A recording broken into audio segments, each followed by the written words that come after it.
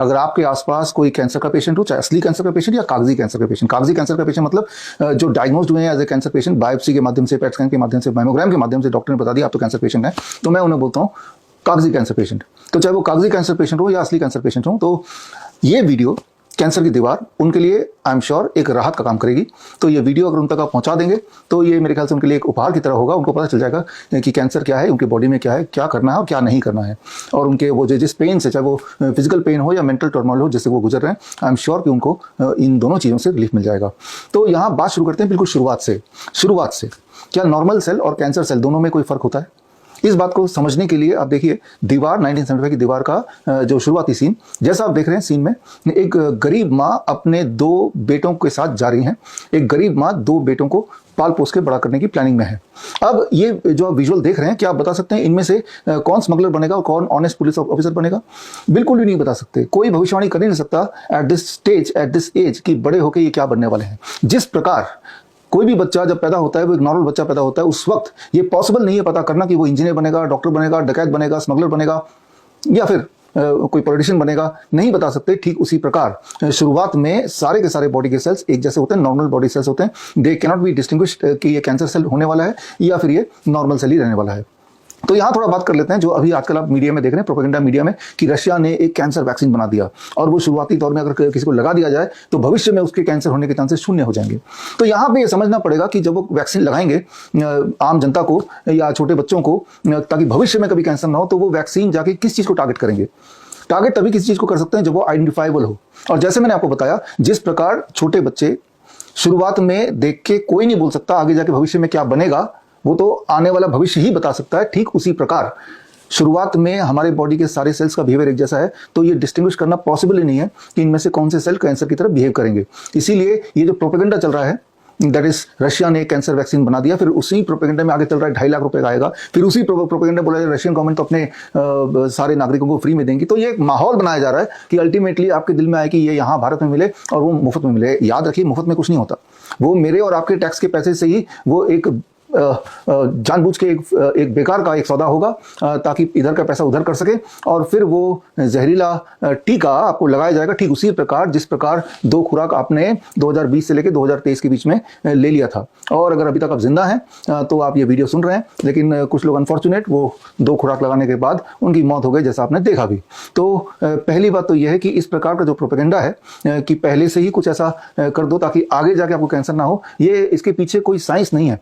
इसके पीछे सिर्फ उतना ही साइंस है जितना साइंस अगर कोई छोटे बच्चे को देख के कोई बाबा बोलने लगे कि ये तो बड़ा होकर बड़ा अमीर बनेगा या गायक बनेगा, तो उसमें जितनी सच्चाई हो सकती है, उसमें जितनी साइंस हो सकती है, सिर्फ उतनी ही साइंस है रशिया के इस सो कॉल्ड वैक्सीन में।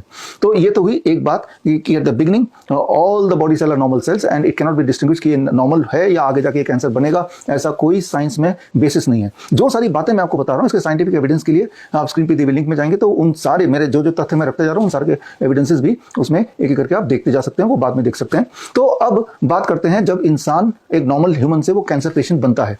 जब कैंसर पेशेंट बनता है तब क्या उस कैंसर सेल में और नॉर्मल सेल में कोई डिफरेंस होता है?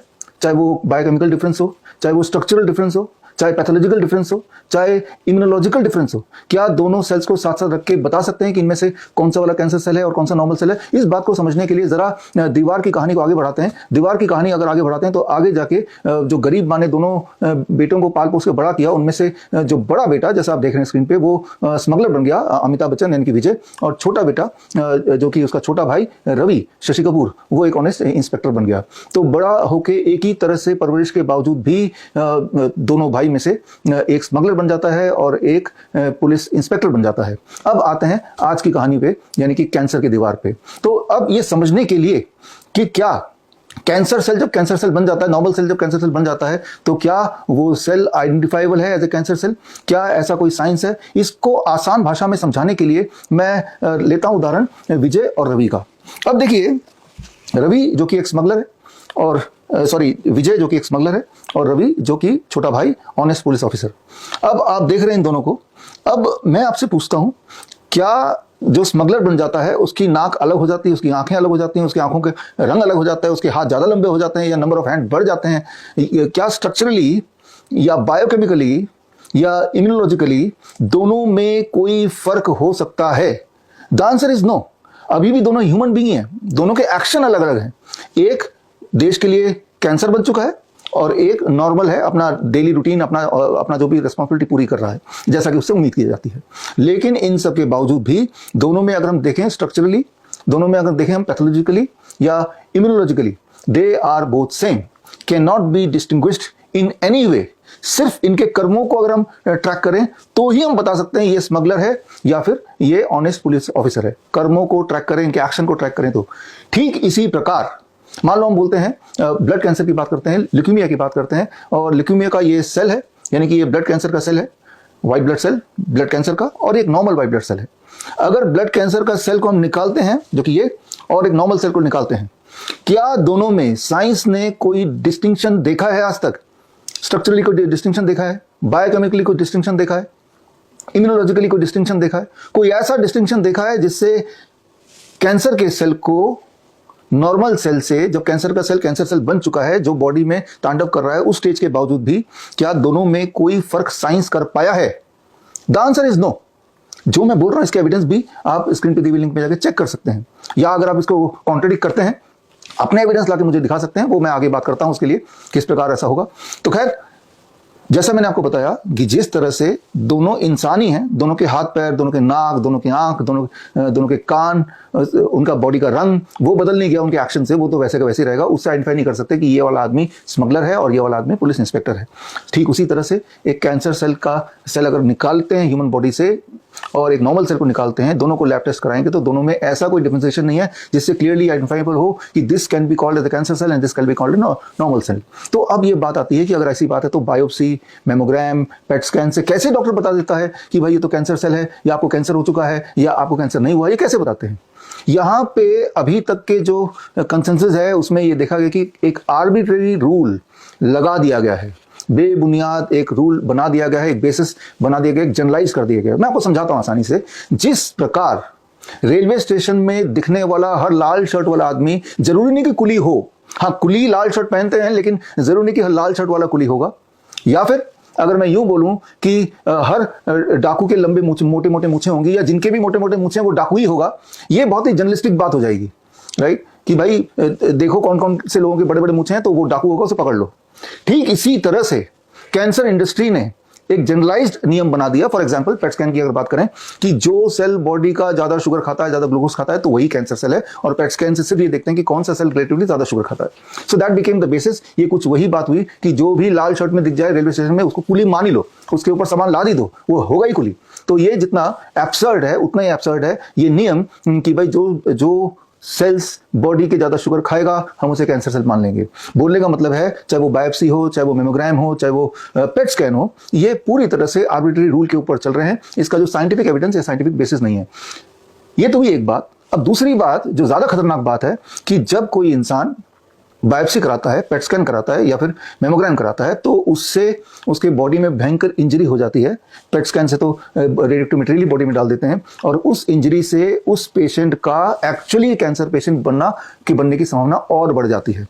यहां पे मैं बात कर रहा हूं जो मैंने आपको शुरुआत में बोला था, असली कैंसर पेशेंट और कागजी कैंसर पेशेंट। मतलब कागजों में कैंसर पेशेंट है, कैंसर पेशेंट ओरिजिनली था तो नहीं, लेकिन बायोप्सी करा के पेट स्कैन करा के उसे घोषित कर दिया कैंसर पेशेंट। और जैसे ही वो घोषित हो गया कैंसर पेशेंट, क्योंकि ये जो बायोप्सी पेट स्कैन है ये अपने आप में बिल्कुल भी रिलायबल नहीं है, मिसलीडिंग है और डेंजरस भी है, लेकिन उस पर एक बार आ गया कि कैंसर पेशेंट है, तो वो जो पेशेंट है, जो कि पेशेंट था भी नहीं, जस्ट यूं ही डाउट के चलते डायग्नोसिस में के जाल में फंस गया, और जैसे ही उसको बताया जाता है कि आपको तो कैंसर है, आपने गौर किया होगा उस इंसान की जान तो आधी वहीं निकल जाती है कि वो जान निकल जाती है, उसका बिहेवियर, उसमें वीकनेस आने लगता है, उसका खाने की इच्छा खत्म हो जाती है, जीने की इच्छा खत्म हो जाती है। अब उसका बिहेवियर पूरी तरह से एक कैंसर पेशेंट, या जैसे कैंसर पेशेंट या किसी पेशेंट होना चाहिए वैसे दिखता है, और समाज भी मान लेता है, वो खुद भी मान लेता है कि वो एक कैंसर पेशेंट बन चुका है। ऐसा नहीं कि असली में कैंसर पेशेंट नहीं होते, असली में कैंसर पेशेंट होते हैं जिनमें बहुत कमजोरी आ जाती है, सडन वेट लॉस हो जाता है, बहुत सारा पेन होता है, कहीं ट्यूमरस ग्रोथ होता है, कहीं इंजरी है जो कि हील ही नहीं हो रहा है, तो that can be called as a true cancer patient. और नकली कैंसर पेशेंट, कागजी कैंसर पेशेंट वो हैं जो जस्ट आउट ऑफ क्यूरियोसिटी और आउट ऑफ डाउट उनको बायोप्सी करा दिया, पेट स्कैन करा दिया, मेमोग्राम करा दिया, और इन सबके चलते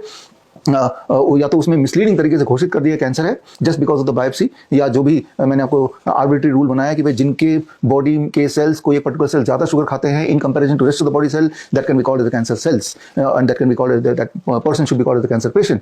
तो उन आर्बिट्री रूल के चलते, मिस डायग्नोसिस के चलते या सूडो डायग्नोसिस के चलते एक इंसान को कैंसर पेशेंट घोषित कर दिया, तो दैट इज अ कागजी कैंसर पेशेंट। अब आता है फार्मा इंडस्ट्री का एक अगला चाल, सबसे बड़ा चाल, डेंजरस चाल, दैट इज कीमोथेरेपी, रेडियोथेरेपी, ये सारी चीज़ें कि भाई टारगेट थेरेपी, इम्यूनोथेरेपी। तो उनको ये पेशेंट को या सो कॉल्ड पेशेंट को ये भरोसा दिलाया जाता है कि हम कीमोथेरेपी करेंगे, टारगेट थेरेपी करेंगे, रेडिएशन करेंगे और वो सीधा टारगेट करेगा, सिर्फ और सिर्फ कैंसर सेल को मारेगा और कैंसर सेल मर जाएंगे और आप लंबा जिएंगे। यहाँ पे ये बात समझनी होगी, जैसा मैंने अभी तक समझाया है कि अभी तक साइंस के पास कोई पुख्ता तरीका नहीं जिससे वो क्लियर कट डिस्टिंक्शन कर पाए कि कैंसर सेल कौन सा वाला है और कौन सा वाला नॉर्मल सेल है। ऐसा कोई क्लियर डिफरेंशिएशन या डिस्टिंक्शन अभी तक कंक्लूसिवली पहुंचा नहीं है। जब क्लियरली ये पता ही नहीं अभी तक कि कौन सा वाला सेल कैंसरस है और कौन सा वाला नॉन कैंसरस है, तो टारगेट किस पे करेंगे? कीमोथेरेपी जब कर रहे हैं या रेडिएशन जब दे रहे हैं, वो सो कॉल्ड कैंसर सेल जो डॉक्टर ने मान लिया कैंसर सेल है उस पर टारगेट कर रहे हैं, क्या पता वो हो या ना हो, और साथ में और भी सेल्स हैं उसको उस पर भी टारगेट कर रहे हैं। तो ना केवल वो सो कॉल्ड कैंसर सेल को मार रहे हैं, वो हर तरह के सेल को मार रहे हैं। एक उदाहरण से समझाता हूं, मॉस्को का रियल एग्जांपल समझाता हूं। जैसा वीडियो में देख रहे हैं, 2002 की बात है, रशिया मॉस्को में कुछ मिलिटेंट्स ने एक थिएटर पे कब्जा कर लिया और थिएटर में लोग मूवी देखने आए थे और उसको लोगों को बंधक बना दिया और उनकी कुछ डिमांड्स थी। तब वहां की मिलिट्री ने वहां थिएटर को घेर लिया। अब करें क्या, क्योंकि मिलिटेंट्स के हाथों में बंदूक और मिलिटेंट्स के पास बॉम्ब जो उन्होंने थिएटर के जगह जगह पे लगा दिए थे, और मिलिटेंट्स की कुछ मांगे थी कि अगर ये मांगे पूरी नहीं करेंगे तो हम पूरी बिल्डिंग को या पूरे थिएटर को उड़ा देंगे। अब वहां उस वक्त के जो मिलिट्री के लोग थे, आर्मी के लोग थे, उन्होंने एक आइडिया सोचा कि हम इस थिएटर के अंदर पॉइजनस गैस डाल देते हैं और पॉइजनस गैस से जितने सारे करीब 40 टेररिस्ट थे, मिलिटेंट थे, वो सारे मारे जाएंगे और इस तरह से उन टेररिस्ट से हम आराम से छुटकारा पा लेंगे और ये जो बॉम्ब उड़ाने वाली बात कर रहे हैं उससे बच जाएंगे। लेकिन इंपॉर्टेंट बात आप समझ गए होंगे कि उसी थिएटर के अंदर हॉस्टेजेस भी थे और भी लोग थे जो फिल्म देखने आए थे। तो इस बात को इग्नोर किया कि वो लोग कैसे बचेंगे, वो तो वही मर जाएंगे। और हुआ वही जिसका डर था कि उन्होंने पॉइजनस गैस थिएटर के अंदर लीक कर दिया, छोड़ दिया, जिससे वो टेररिस्ट तो 40 के 40 मर ही गए, लेकिन और जो बंधक बनाए गए थे उनमें से करीब 129 लोगों की भी मौत हो गई। तो ये उदाहरण जो मैं दे रहा हूं, उस उदाहरण से सिर्फ यही बताना चाह रहा हूं कि जब आप कीमोथेरेपी करते हैं, रेडिएशन करते हैं, इम्यूनोथेरेपी करते हैं, तो तब मंशा तो ये होती है कि कैंसर सेल मरे, लेकिन जिस प्रकार वो poisonous gas can not distinguish between कि इसमें से हॉस्टेज कौन सा है और इसमें कौन से मिलिटेंट है, वो तो सभी को इक्वली मारेगा वो पॉइजनस गैस उस थिएटर के अंदर जो डाला गया था। ठीक उसी प्रकार आपके बॉडी के अंदर जब कीमोथेरेपी के एजेंट डलते हैं, इम्यूनोथेरेपी के एजेंट डलते हैं, जब रेडिएशन डाला जाता है, तब भी हर तरह के सेल उसके चपेट में आते हैं। इसीलिए पूरे दुनिया भर के अभी तक के एविडेंस जो स्क्रीन पे दिए हुए लिंक में जाकर चेक कर सकते हैं, या मेरी किताब है the rabbit tortoise model for cancer cure, ये किताब में पढ़ सकते हैं, सारे एविडेंसेस दिए हैं। ये देखा गया कि जो लोग कीमोथेरेपी कराते हैं उनकी मौतें ज्यादा जल्दी होती हैं, उनका क्वालिटी ऑफ लाइफ पुअर होता है इन कंपैरिजन टू इंपॉर्टेंट जो कुछ भी नहीं कराते लेकिन उनकी भी स्थिति एक जैसी होती है। दो असली कैंसर पेशेंट जो दोनों की स्थिति एक जैसी, एक ने कीमोथेरेपी किया और एक ने कुछ भी नहीं किया, तो ये देखा गया जिसने कुछ भी नहीं किया उसकी लाइफ स्पैन भी लंबी रही, उसकी क्वालिटी ऑफ लाइफ भी अच्छी रही। तो यहां पे समझने वाली बात है कि जो कीमोथेरेपी, रेडियोथेरेपी या टारगेट थेरेपी या इवन सर्जरी या फिर इम्यूनोथेरेपी, इन सब की जो बात की जाती है कि ये थेरेपी है, इससे कैंसर को हम मारेंगे, इंपॉर्टेंट है वो कैंसर को नहीं मार रहे हैं, वो कैंसर पेशेंट को ही मार रहे हैं। अभी तक के जो मेडिकल साइंस के मेन स्ट्रीम एविडेंसेस है वो तो यही बोलते हैं। तो यहाँ पे कंक्लूजन ये ले सकते हैं कि चाहे कुछ हो जाए, चाहे वो आप कागजी कैंसर पेशेंट हो या फिर आप असली वाले कैंसर पेशेंट क्यों ना हो, आपको किसी भी हालत में कीमोथेरेपी, रेडिएशन थेरेपी कराना नहीं चाहिए। वो कराना कुछ वैसा ही होगा जैसा कि उस थिएटर के अंदर पॉइजनस गैस डाल के जस्ट ये एज्यूम करना सिर्फ टेररिस्ट ही मारे जाएंगे, मिलिटेंट ही मारे जाएंगे और बाकी जो इनोसेंट लोग हैं वो अपने आप ही बच जाएंगे। तो वो जितना एब्सर्ड था सोच, वो उतना ही एब्सर्ड सोच होगा अगर आपने कीमोथेरेपी कराया, टारगेट थेरेपी कराया, बिकॉज कोई टारगेट है ही नहीं। अभी तक का साइंस यही कहता है कि cancer cell structurally, biochemically, immunologically are exactly the same as of the normal cell. कोई